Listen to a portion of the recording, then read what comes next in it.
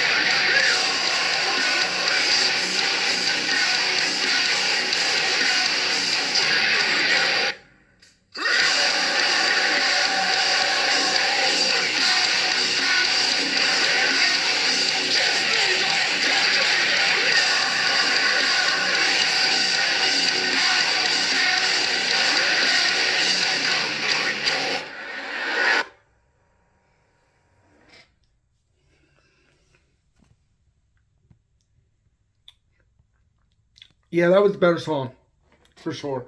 Um, it had that groove. I loved the bass parts. I loved how I could probably, if I played this in my car, I would probably feel the bass. Um, the chorus was actually just as catchy as the other chorus. Um, it's simple chorus. Um, but that song was totally better because it had a little bit more intricacies for the type of genre it was, which is true beat down, maybe hardcore-ish. Um, yeah, Code Orange, Grooming My Replacement.